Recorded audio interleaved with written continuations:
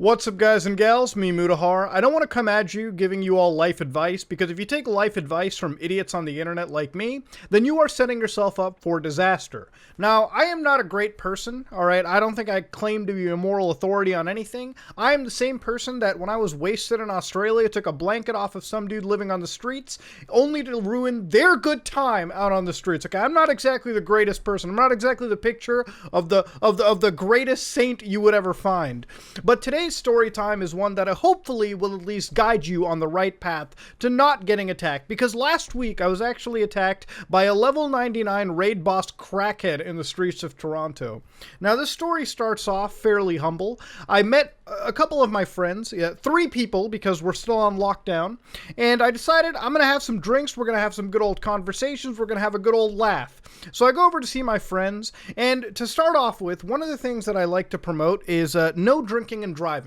So around the time of midnight, I was supposed to leave my friend's place, but I waited till 1:30 at night to leave because I had a couple beers, and I realized, you know what? Maybe I'm going to wind down. You should never get behind the wheel of a car unless you know that you are absolutely sober. Even when you think you are good enough, wait an extra hour, wait an extra 2 hours, because getting behind the wheel while inebriated is bad. No one should condone that. You are putting your life in danger, you are putting other people's lives in danger. So yeah, fucking PSA aside, I decide to leave my friend's house at 1:30 a.m., completely sober. I get into my car, and the first thing that I do is, because it's a one-way drive, right? It's a one-way lane, right? Because when you're in a big city like Toronto, and you're in that, when you're in that deep city level, all of the streets become one-ways, okay? So you can only drive your car in one direction. So as I got into my car and I tried, just getting out, one of my buddies wanted to say bye. They were staying the night over there, so I decided to put my car into good old-fashioned reverse. I'm gonna put some fucking visual aids on the screen to really, sort of show you what's going on. I put the car in reverse and moved backwards, right? Now, this isn't illegal, no matter what driver's ed class you go to, this isn't an illegal thing to do. No one was on the street at 1:30 at night, okay? No one was driving through it. I wasn't harming anybody. I reversed my car just to say bye to somebody. The moment my car started going in reverse, I heard from the other end of the street that I was leaving the voices of a crackhead. One that said, "You can't do that! That's not allowed, idiot!" Alright, so I was getting yelled at by a fucking crackhead. Now, this crackhead was walking their dog at 1:30 a.m. That's already a bad sign right there, okay? If you're walking your dog at 1:30 a.m., there are some problems, okay? There's something we need to discuss. No normal person is walking their dog in the city at 1:30 a.m., okay? There's some shenanigans that we have to discuss over there. There's some weirdness going on.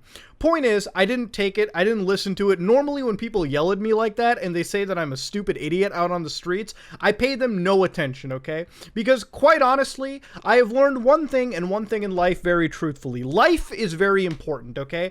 I'm not going to aggravate somebody and potentially have them stab or shoot me because I decided to get a little testy with them. It's just better to ignore people like that instead of risk your own life. Now, this person wasn't having it, okay? They were not fucking having it. It was a skinny dude with this like army jacket on walking towards me, full glasses, full everything. Dude had a dog, like this pussified Doberman, if you want to call it, all right? Came up to me, all right, and started basically yelling at me for driving in reverse, all right? Telling me that I was doing something wrong.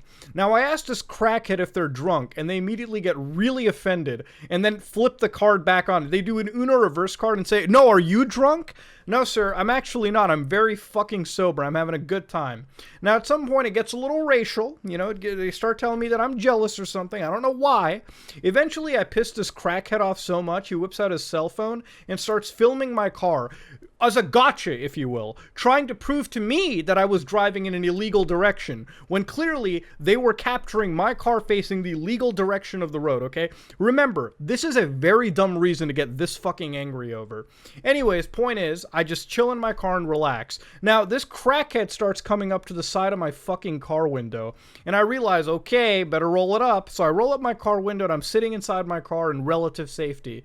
Now, at this point, this dude starts getting really angry, and then he starts Nico Bellic style, like cracking the window open, like trying to carjack me or something. Now, at this point, okay, I realize after the first hit on my windshield, I'm a little surprised. I'm like, okay, this crackhead's gone insane. Now, here's how I know this is a crackhead, okay? According to rules, all right, this isn't set in stone. A crackhead will have plus 60 to, like, perception, okay? They'll be able to notice anything. Crackheads will look through your car window like it's fucking Jurassic Park to try to find out who they can attack.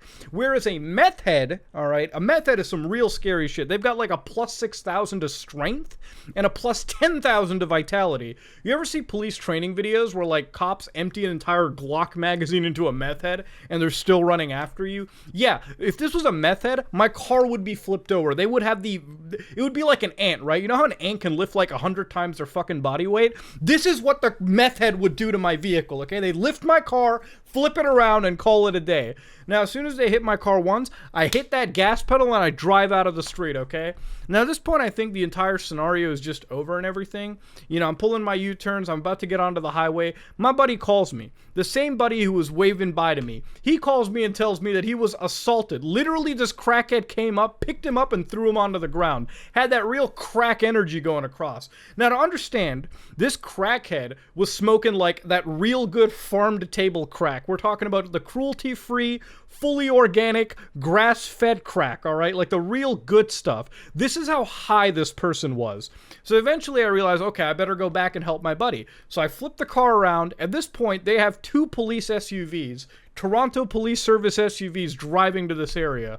So cops have been called. I show up to give my account of the situation. As I pull up back to my friend's place, this dude has lost his jacket and his glasses. Apparently, this is what he's screaming about. The entire street has woken up, trying to figure out where this dude's glasses are, figuring out why this person is so angry to begin with. I don't know what the reality is. I'm pretty sure the cops might have run over his glasses. I might have run over it. My friend might have run over his glasses, okay? Point is, I don't fucking care who ran over his glasses. This guy is a degenerate piece of shit that was out there assaulting people for no reason. Now, at the end of the day, the Toronto police did actually finish arresting this person. And they put him in the drunk tank and let him go. The following day, he goes back to my buddy's place, puts a sign on the window that says, "You fucked with the wrong person." Now, I can't show you this exact note. I'm going to blur an image, but the point is, I don't want to do it because I don't want to risk my buddy's, like, area. I don't want to dox it by any chance. Anyways, point is, this guy is an actual mentally deranged psycho. The cops were able to arrest him that night, but apparently they were able to let him go because for some reason this was a, I shit you not, consensual fight. What does that mean? What the fuck does a consensual fight mean? I don't know. I guess it means both parties got in on it. In Toronto, self-defense is almost impossible to do, okay? You can't have a pepper spray. You can't have no pocket knife. You can't have anything to defend yourself with, okay? If somebody assaults you, you better be getting wailed on for the cops to even consider you a victim, right? Basically, if this crackhead destroyed my car window, I would be considered a victim, okay? You could probably book this person. But because it was a, I guess, consensual fight, despite there being 5 eyewitnesses literally in the scenario, okay? Me, my friend, the neighbors, all right, even the cops, surprisingly, it was consensually fought, okay?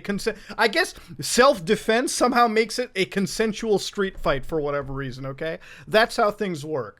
Now, at this point, all right, I realized this person was booked. He was arrested. You know, it was pretty much what it was. I had to drive home real carefully because the cops always try to find the other side of the scenario and they try to book you on the tiniest thing possible. So if you sped over like 5 kilometers on the highway of all places, they'd probably find a reason to pull you over. That's how weird the system is in this point. Now, to understand, the police was really cordial, okay? To understand, the cops had nothing better to do that night, okay? All they could do was stop this raid-level crackhead. Now, to understand, I've been calling this person a level 99 crackhead, so I thought the entire situation was over. Luckily, I wasn't hurt. My friend, however, actually had, like, a mark on his face, because this guy was an actual deranged psychopath. Now, I went up and looked at Toronto Reddit. You know, before I go to bed, I like to look at what's going around on my city. And apparently, if you were assaulted at Yonge and Charles, please DM me or go to the police. I didn't DM this individual, but that's roughly the same area to an extent, okay? The same sort of area we went to, all right? It's close to it. I know I said Jane earlier, but I looked at this intersection, and it's not too far off from where I was at my friend's place. And they said, I followed the guy, called 911, and he was taken into custody. When I went back, you had left, though. The guy has seriously mental health issues and can't be charged criminally unless there is a victim. You probably don't even need to contact me. Just call the police because the guy is in custody. Now, that was posted a month before, so it leads me to believe that Toronto has a raid-level crackhead, a level 99 crackhead raid boss that's currently floating around the city. It's kind of like a shiny Pokemon, except this is the kind of shiny Pokemon you don't want to see. This is the shiny Pokemon that has the ability to fuck up your save file for days to Kingdom Come. Now, ladies and gentlemen, I wanted to make this video to sort of, give you a little story time, let you know what's been going on in my personal life, because, hey, it's part of the whole vibe on this channel.